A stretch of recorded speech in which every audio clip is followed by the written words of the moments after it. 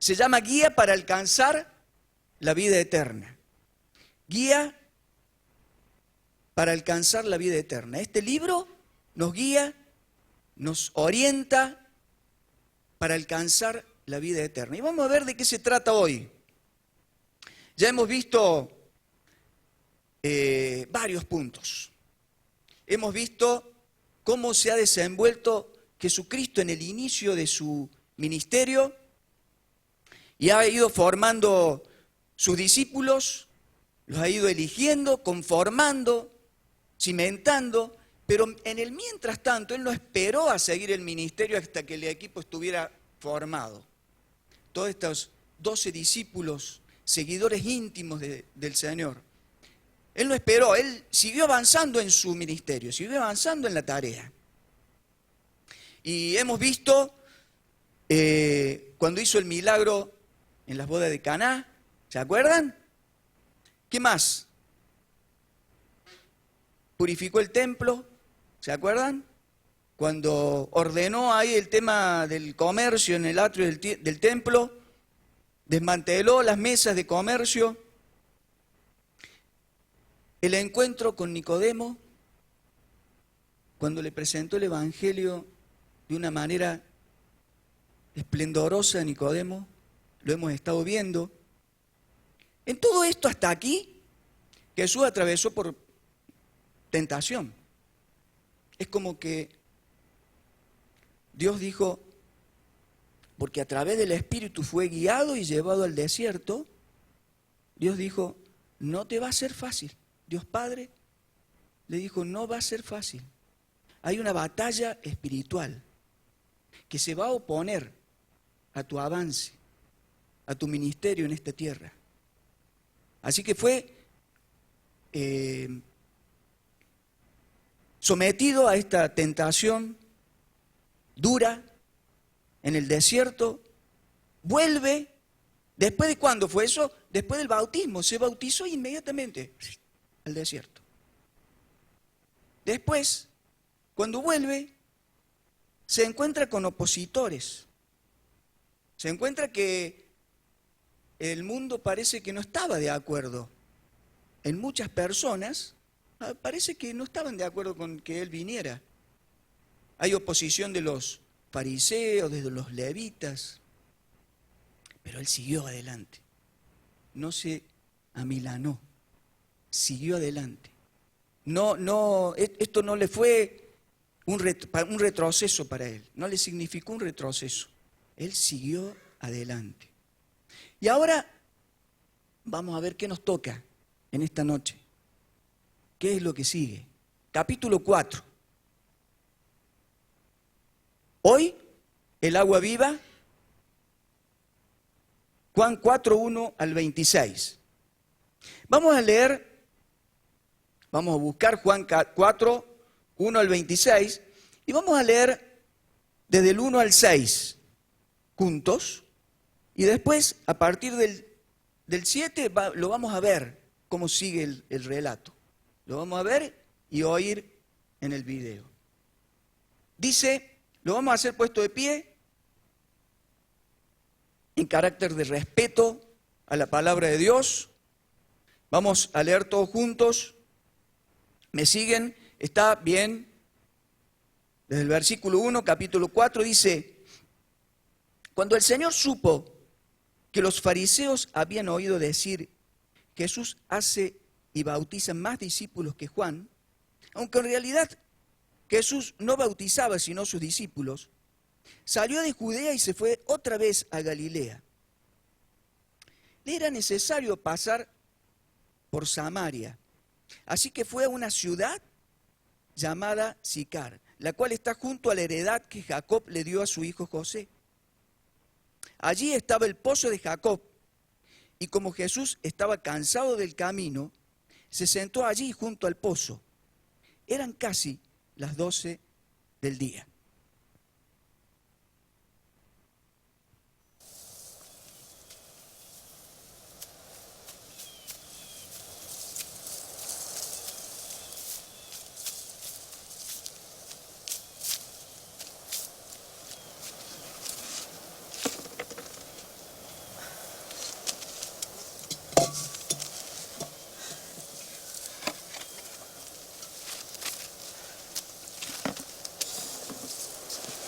Dame de beber.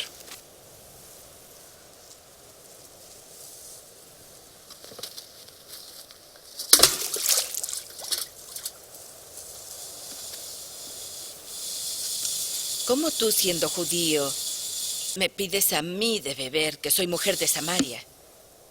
Los judíos no tratan a los samaritanos. Si conocieses el don de Dios, y quién es el que te dice, dame de beber, tú le pedirías a Él, y Él te daría agua viva.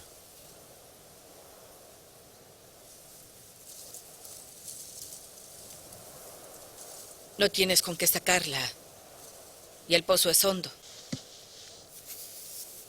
¿De dónde, pues, tienes el agua viva? ¿Eres mayor que nuestro padre Jacob, que nos dio este pozo, del cual bebieron él y sus hijos y sus ganados? Quien bebiere de esta agua volverá a tener sed. Mas el que bebiere del agua que yo le daré no tendrá sed jamás, sino que el agua que yo le daré será en él una fuente de agua que brote para vida eterna.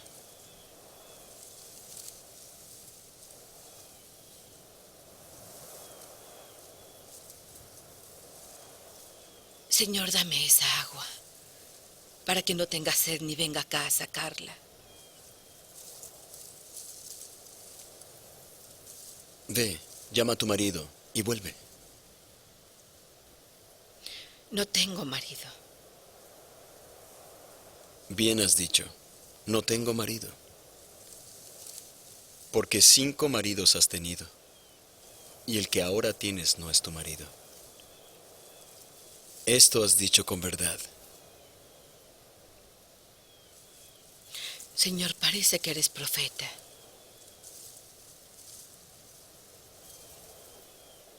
Nuestros padres adoraron en este monte, pero vosotros decís que es en Jerusalén donde se debe adorar.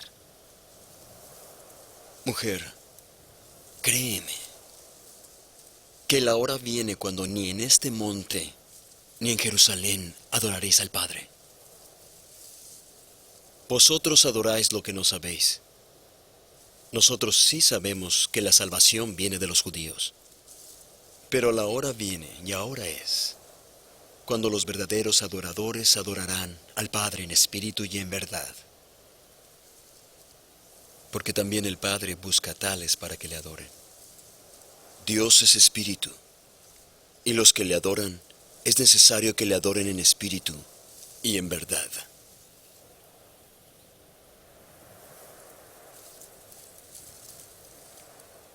Sé que el Mesías ha de venir. ¿Quién es el Cristo? Y cuando venga nos dirá todas las cosas. Yo soy Él, quien habla contigo.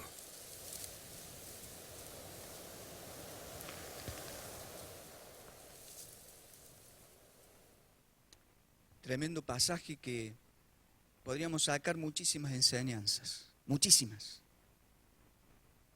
Vamos a hacer un detalle de cada una, de algunas de ellas. A esta altura se piensa que Juan el Bautista ya estaba encarcelado. Era el año 27 después de Cristo, casi ya llegando el invierno, aún todavía con calor. Y los levitas y fariseos seguramente estaban contentos, felices, de que habían puesto a este hombre que los marcaba con el dedo y los acusaba con un mensaje rotundo, muy fuerte. Pero se les apagó inmediatamente la felicidad, la alegría, cuando vieron que se estaba levantando otro predicador, no menor, Jesús. Y que hacía más discípulos, dice, que hacía más discípulos. Hay un comentario de Henry Matthew un comentario bíblico de esta parte que dice que hacer discípulos es fundar escuela. Y que ponerles el uniforme es bautizarles. Dice en Gálatas 3:27, porque todos ustedes, los que han sido bautizados en Cristo, están revestidos de Cristo. Y esto es lo que ellos veían. Y veían que crecían estos fariseos. Crecían. Iba aumentando ese número. Eso más los alteraba. Cuando Jesús supo de esta situación, decidió juntar a sus discípulos. Vengan, vamos a huir, en cierta medida. Vamos a salir de la ciudad de Judá. Había discípulos muy tiernos, había también un conflicto interno, porque Jesús no solo tuvo una tentación en el desierto, estas pruebas no solamente eran externas, sino también internas. Había una puja, había una rivalidad entre discípulos de Jesús con los discípulos de Juan. Entonces él dice, cuando se empezó a efervecer todo esto, vamos, huyamos de aquí, en cierta medida, lo dijo así, haciendo referencia a lo que dice Mateo 10:23. Es como que ya va sentando bases. Y después en Mateo 10:23 dice, cuando los persigan en una ciudad, le dice Jesús a los discípulos, les dice, cuando los persigan en una ciudad, huyan a otra. Porque de cierto les digo que no terminarán de recorrer todas las ciudades de Israel hasta que venga el Hijo del Hombre. Huyan. ¿Cobardía? No. Jesús no en ningún momento mostró cobardía. Nunca. Siempre fue valiente. Y valiente hasta la muerte, y muerte de cruz. Aquí se despierta todo este relato que hemos leído. Cuando ellos, en cierta medida, huyen, una huida generó una riqueza tan grande. Veamos, este libro que estamos tomando de base de John MacArthur ha dividido esta parte en 4. Toda pasamos al que sigue. Ha dividido todo este pasaje en 4 partes. La primera, las circunstancias, los versículos 1 al 6. Aquí relata las circunstancias. ¿Cuáles fueron las circunstancias? La huida, el hambre, la sed, el cansancio. Pero vamos a ir a cómo está relatado. Vieron que ahí empieza con el tema del bautismo, que dice que los fariseos vieron que ellos bautizaban a más, que él bautizaba más. Pero después, entre paréntesis, dice, en realidad él no bautizaba. ¿Y cómo es esto? ¿Cómo es el bautismo? ¿Se acuerdan cuando vimos al principio de Juan el Bautista? Juan el Bautista dice, yo les bautizo en agua, pero viene uno atrás mío que les va a bautizar en Espíritu Santo y fuego. La función de Jesucristo no era bautizar en agua. Esa función estaba delegada a los discípulos. Por eso dice, aclara, aunque él no bautizaba, pero él en cierta medida bautizaba más a través de sus discípulos. Sigue diciendo, viaje. Acá se arma un viaje de huida, de Judá a Jerusalén, a Galilea. Dice, otra vez, es como que era frecuente estos viajes. Había temas de festividad en el año, y esto que era por crisis, por problemas. Huyen de Judá a Galilea. Y dice que le era necesario pasar por Samaria. Habría tres alternativas. Ya lo hemos estado viendo, se nos explicó, había 3 alternativas. Lo hemos visto a mediados del año pasado, cuando vimos el tema de la alabanza y adoración. Hemos usado este pasaje. No vamos a hilar fino en esto, pero había 3 alternativas. Y Jesús, eligió la más difícil, que era pasar por Samaria. Dice que le era necesario. No fue un capricho de él no fue por soberbia, sino que el Espíritu Santo le guió porque evidentemente Dios tenía un plan, había una cita que cumplir, había un propósito. Como así es Dios, Dios tiene un propósito en todo. Y Él dictaminó que Jesucristo y sus discípulos pasaran por Samaria. Samaria, esa es más o menos las regiones, ahí está Siquem, el monte Gerizim, el monte Ebal, el lugar donde estaba supuestamente el pozo, es lo que se llama hoy Ascar, y que está en la parte inferior, estaba en la parte inferior ahí del monte Gerizim, estaría, se piensa por tradición se piensa que el pozo todavía está, pero lo cierto es que cuando Jesús llega al pozo hace 2000 años, llega con sed.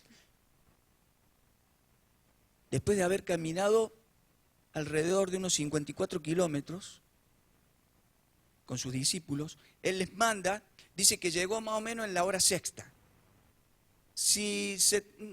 No se sabe con certeza a qué hora fue, pero si se toma el modo de uso horario romano, eran más o menos las 6 de la tarde. Si se toma el uso horario judío, eran más o menos las 12 del mediodía. Lo más probable es que haya sido las 12 del mediodía. Tenían hambre, Jesús los mandó a los discípulos a comprar alimento y sed y calor. Así que Él se sentó en ese pozo.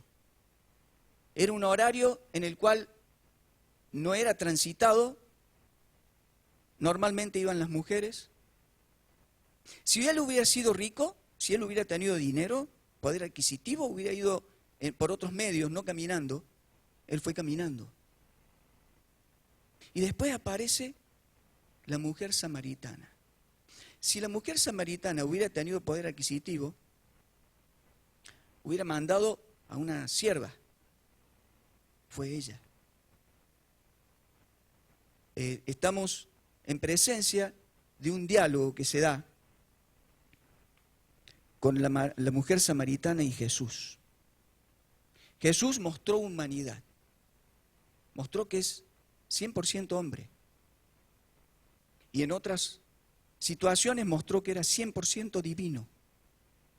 Como se nos explicaba hace domingos atrás, Jesús era 100% hombre y 100% divino. Y Él, en esta situación que pasa hambre y se encuentra con la mujer samaritana, le pide agua. Le muestra una necesidad personal, propia, íntima. Se acerca Jesús a la mujer samaritana, rompiendo paradigmas. También se nos explicaba esto de la relación entre los samaritanos y los judíos, que había conflictos políticos, raciales, religiosos. Era complicada la cosa. Era una situación difícil. Había comunicación solamente entre ellos cuando había que tratar algo entre los sacerdotes. Eran temas particulares, controlados, pero un diálogo así era totalmente fuera de lo común. Jesús rompió un paradigma. 2. El primero, dirigirse a una mujer desconocida y samaritana todavía. Y el segundo es dirigirse a un samaritano. Eso Jesús lo hace de tal manera que muestra su amor. ¿Se acuerdan cuál es uno de los pasajes lema? ¿Se acuerdan? ¿Cuál es uno de los pasajes lema? Porque de tal manera amó Dios al mundo, y acá podríamos decir, que ha dado su Hijo unigénito para que esta mujer samaritana no se pierda, sino que tenga vida eterna. Es parte Es parte. Jesús rompe los paradigmas. Y Él quiere tener una relación contigo. No importa en qué situación estés. No importa en qué estado estés. No importa qué prácticas tienes. Él quiere tener una relación contigo. ¿Se acuerdan que esta mujer no era una mujer de la alta sociedad y que tenía una conducta sana? Era una mujer que vivía con alguien que no era su marido y que había tenido 5 esposos. Sin embargo, Cristo se acerca, se abre y Él le muestra una necesidad personal, pero también, en realidad, es para Él poder salvar la necesidad de ella, para poder cubrir la necesidad de ella. Se abre todo un diálogo muy interesante. Agua viva, en punto 7, Jesús comienza de manera indirecta a manifestarse. Dice, si conocieras quién soy, ¿se acuerdan qué dijo? Si conocieras quién soy, ¿qué le dijo ella? ¿Qué le dijo él a ella? Me pedirías agua y yo te daría agua viva. Si conocieras quién soy. Agua viva para ella no era un término extraño, era normal. Agua viva era lo opuesto de agua estancada. Agua estancada era de un pozo ciego. Agua viva era de fuentes. Es posible que este pozo que estaba al frente de ellos, que la tradición dice que tenía alrededor de unos 30 metros de profundidad, llegaba a las napas de agua en donde había corriente. Agua viva es intercambio de agua constante, corriente de agua constante. Y es posible que este pozo llegaba a la napa y había cambio de agua. Así que ella dice, me está pidiendo esta agua, pero entonces ¿cómo responde ella? ¿Cómo la vas a sacar si no tienes con qué? Aquí, la que tiene agua, los medios para sacar el agua soy yo, no vos. ¿Cómo vas a sacar el agua? Jesús ya le estaba empezando a hablar. Empieza por lo material, empieza por dame agua. Y la fue llevando y la empezó a querer sacar de lo material hacia lo espiritual. Jesús ya le estaba hablando, cuando dijo agua viva, le estaba hablando de lo espiritual. Estaba queriendo despertar, abrir sus ojos en lo espiritual. Y sigue diciendo, comienza a explicarle, todo el que beba de esta agua física, material, volverá a tener sed. Mas el agua que yo le daré no tendrá sed jamás. Jesús posiblemente, humanamente hablando, pensó, bueno, ya con esto se va a despertar, va a preguntar, ¿qué es esto de jamás? ¿Por qué no voy a tener sed jamás?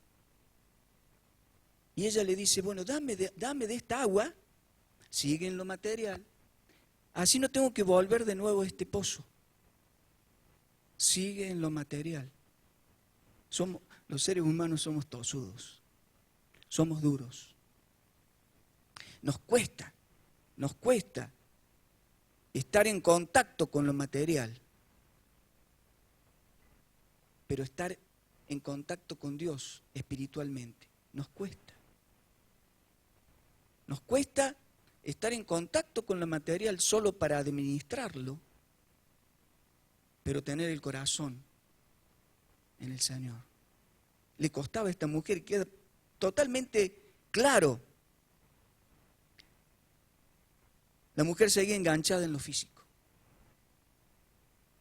Sigue, ese fue el contacto, sigue el tercer punto, la convicción. Jesús puede haber pensado, qué difícil. ¿Cómo hago para hacer pensar en lo espiritual? ¿Cómo hago para llevarla a lo espiritual? ¿Y qué le dice Jesús? ¿Qué le sugiere? Ve a buscar a tu marido y ven. Qué curioso. Jesús apuntó y él ya usó su divinidad, su omnisciencia. Porque ella le dice, no tengo marido. Bien has dicho. Bien has dicho. Porque el marido con el que vives no es tu marido y ya has tenido 5. Bien has dicho. Pensaba y decía, Jesús hizo uso de su divinidad, de su omnisciencia. ¿Cómo hacemos nosotros? ¿Cómo hacemos nosotros cuando nos acercamos a alguien? ¿Cómo hacemos para abrir el diálogo? Para poder extirparlo de lo material. Porque te digo que nadie va a conocer al Señor si primero no se sale de lo material. Nadie. No se puede conocer al Señor si primero no deja lo material. No quiere decir abandonar todo. No. Dejarlo del corazón a lo material. Desprenderse. No importarle lo material.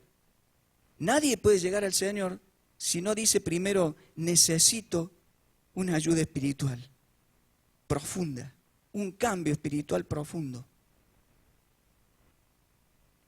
Esta mujer estaba llegando a ese punto cuando Jesús le dice esto. Esta mujer dice, este me conoce. ¿De dónde sacó que yo tuve 5 maridos? Y el que está conmigo ahora no es mi marido. ¿De dónde lo sacó? ¿Cómo lo sabe? Si esto era íntimo, nadie lo sabía. Ella dice entonces, me parece que tú eres profeta. No había otra. Que venga una revelación de arriba. Cuando nosotros le manifestamos a alguien del Señor, tranquilo, no quiere decir que tengas que ser adivino. No quiere decir que tengas que escarbarle adivinando, siendo brujo. El Señor se revela. El Espíritu Santo que mora en vos, actúa. En vos y en la persona. El Espíritu Santo actúa en Jesucristo y en la mujer samaritana. Sigue diciendo, tú eres profeta. Es posible que la mujer pensó entre sí, si es así, aprovechemos. Tengo algunas dudas. ¿Qué le dice la mujer después? ¿De acuerdo? Se ve que tenía conocimiento, porque dice, nosotros adoramos en el monte Gerizim, pero ustedes dicen que se debe adorar en el templo de Jerusalén. Ya estaba entrando en el ambiente espiritual, en el ámbito espiritual. Ya entra en la adoración. De a poco. En este relato, Jesús le cuenta, le responde y le da la base que se usa normalmente para darle fuerza a lo que es la alabanza y adoración, el sustento, el fundamento de lo que es la alabanza y adoración. No vamos a entrar en detalles tampoco aquí. Escucharon que Jesús le dice, donde ustedes adoran no es lo correcto. ¿Sí? Y cómo adoran y a quién adoran no es la forma correcta. Lo correcto, la salvación viene de los judíos. Él era judío. La salvación viene de mí, dice, en forma indirecta. Le explica el detalle y muestra esta mujer que que tenía conocimiento, evidentemente, de nuevo. Y dice, yo sé que el Mesías viene. Y yo sé que Él nos va a explicar todo esto. Yo sé que Cristo, el Mesías, viene. Ella lo dice, lo menciona. Ante lo cual, Él le responde de una manera que es tremenda. Es la primera vez que lo hace. Y lo hizo una segunda vez y nada más. Jesús responde, yo soy quien habla contigo. Tremendo. Impactante. Jesús se revela de manera directa. Y ante esto uno dice, ¿por qué no lo hizo con los judíos? ¿Por qué no le dijo a los judíos, yo soy el Mesías, el que hace tantos años están esperando? Al fin llegó. Pero lo leímos, lo vimos en Juan 1:11, al principio, que decía, Él vino a lo suyo y los suyos no le recibieron. Cuando dice suyo, se refiere a la humanidad, a toda la humanidad. Él vino a toda la humanidad. Y los suyos, cuando dice los suyos, se refiere al pueblo de Dios. El pueblo de Dios no le recibió. Y también lo hemos escuchado, se nos ha explicado que los judíos esperaban un libertador, alguien con arma, alguien guerrero, alguien que lo iba a poder salvar, a sacar de la opresión de los romanos. Como no era así, Dios, por decisión, mantuvo esa información bajo cuerda. Sí se lo manifestó directamente esta mujer samaritana. No había un público, no había miles de personas, no era en un estadio, no era en un club lleno de gente escuchando. A una sola.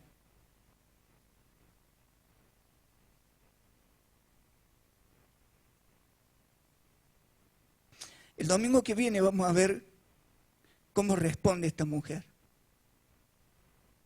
El domingo que viene vamos a ver cómo responde. Hoy, este domingo, veamos cómo respondemos nosotros. En este último relato Jesús nos da una magnífica clase de evangelismo. Tremenda, tremenda. Hay libros de evangelismo. Está el Plan Maestro, está Evangelismo Explosivo. Son libros que muestran técnicas de evangelismo, muy lindos, muy interesantes, muy aptos, muy valorables. Yo los tengo en mi biblioteca. Estos libros sacan el material de las vivencias de Jesús. Da consejos de cómo evangelizar, de cómo mostrar la verdad y muestra cómo hacerlo de la mejor manera posible, de la manera más eficaz posible. Pero el título de uno de sus capítulos de Evangelismo Explosivo, por ejemplo, dice el testimonio como un modo de vida. El testimonio como un modo de vida. Es decir, una vida que practica lo que predica, lo que muestra. Una vida que practica el Evangelio. Sigue diciendo, evangelismo relacional, otro subtítulo. 3 más, la evangelización ocasional, desarrollando un modo de vida de testimonio. Y el último, un estilo de vida, no un programa. Un estilo de vida, no un programa. No puedo mostrarle a alguien la verdad si mi estilo de vida no lo sustenta. Jesús habló con su vida, con su estilo de vida. Y quiero resaltar el agua viva. Jesús usa simbólicamente el agua viva porque esta mujer ya era un término conocido, pero el agua viva fue utilizado simbólicamente en el Antiguo Testamento, en varias oportunidades. Por ejemplo, Salmos 36:9 dice, en ti se halla el manantial de vida, dice el salmista. En ti se halla el manantial de vida. Hay otros pasajes como Isaías 1:16, 18, 12:3, 44:3, Ezequiel 36, 25, 27. Era simbólico. Y a eso apuntaba Jesús cuando le menciona este símbolo a la mujer samaritana. Era un símbolo espiritual. En el Antiguo Testamento mostraba a Dios como todopoderoso que limpia al hombre. Y en Juan lo aplica en Jesús como el Salvador, como la fuente de agua de vida eterna, como el Salvador. Jesús aprovecha esta necesidad física de esta mujer, no para sacar provecho propio, es para darle a conocer a esta mujer la vida eterna. No para provecho propio, sino para beneficio de la mujer samaritana. Pero, ¿qué tuvo que hacer la mujer? ¿Qué tuvo que hacer? Dejar lo material y entrar, abrir los ojos espirituales. Ayer, a modo de ejemplo, sacando un ejemplo así que ocurrió justamente ayer. La próxima, ¿se alcanza a ver? Eso que está ahí en el medio verde, ¿se alcanza a ver? Es mi hijo Fabricio. Ayer celebramos su graduación. Y esta mañana estaba con la bocha brillante. Anoche hablábamos con él y le decía a Fabricio, esto es cosmético. A él le costó mucho sacrificio. Hubo situaciones en las que ya dejaba la carrera. Le costó lágrimas de él y lágrimas de los padres. Pero al fin se graduó. Ya es contador público. Pero le decía anoche, no para desanimarlo, al contrario, para animarle. Esto, Fabricio, es cosmético. Una carrera queda aquí en esta tierra. Es muy bueno el esfuerzo, la disciplina desarrollada para lograrlo, es muy bueno. Es muy bueno tener un título. Es bueno. Si no lo tienes también es bueno, porque es pasajero. Lo tengas o no lo tengas, es cosmético.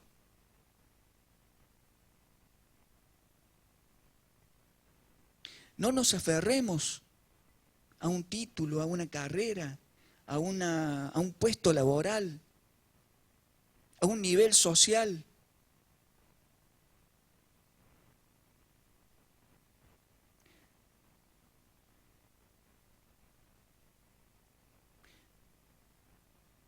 No sirve de nada. Jesús le mostró a esta mujer samaritana,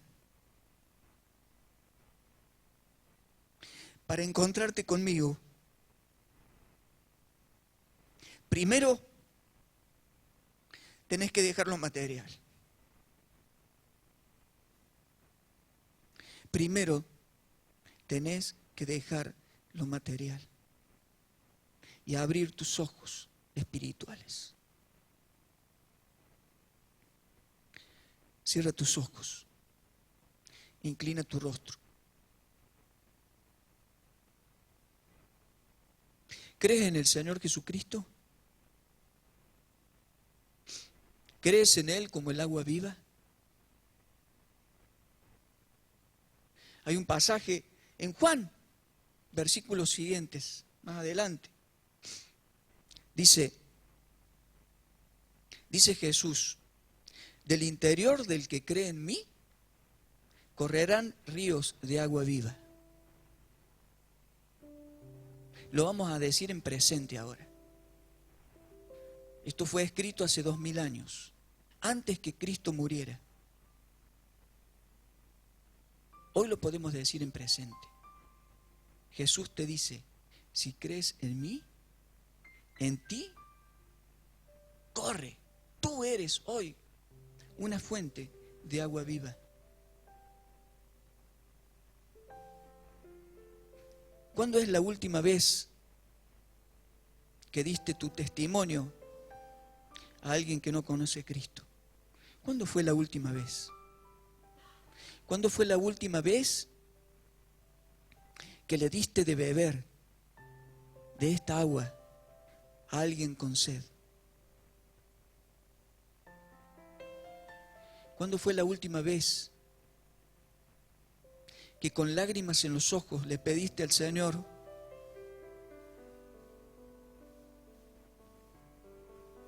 una oportunidad para hablar de ti? Dame una oportunidad para hablar de ti. Quiero hablar de ti. Quiero darte a conocer.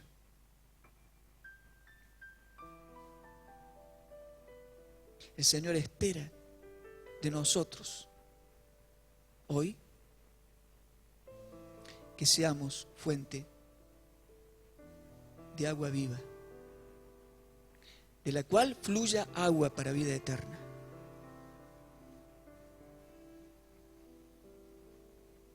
El Señor quiere usarte. Él quiere prepararte.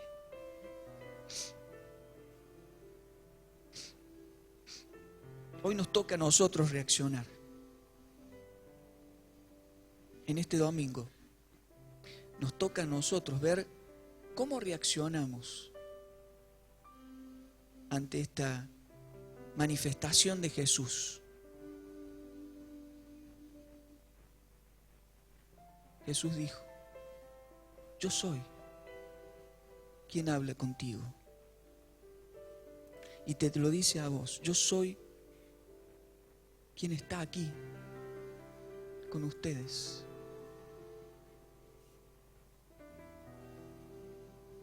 Señor, Señor, Padre nuestro, que estás en los cielos, queremos ser fuente del que fluye agua para vida eterna. Señor, queremos serlo. Límpianos, perdónanos si somos obstáculo. Perdónanos, ayúdanos, Señor, ayúdanos. Señor, queremos sí administrar bien lo material que pones en nuestras manos, porque todo viene de ti. Nada tenemos que no venga de ti, pero que nuestro corazón y nuestra mente estén aferrados a ti.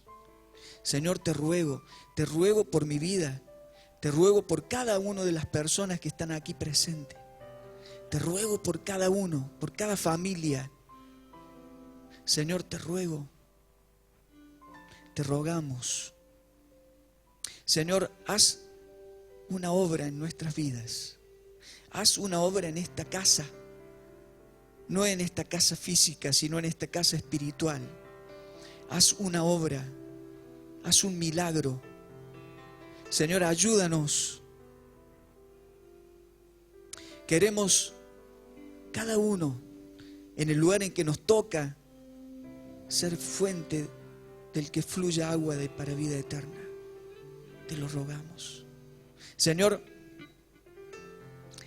limpia nuestro corazón y nuestra vida, transfórmala, hazla apta en este día. Queremos a actuar de acuerdo a tu voluntad. Gracias, gracias por tu palabra, gracias por el ejemplo de Jesús. Gracias por esta mujer samaritana que abrió sus ojos. Gracias. En el nombre de nuestro Señor Jesucristo oramos. Amén.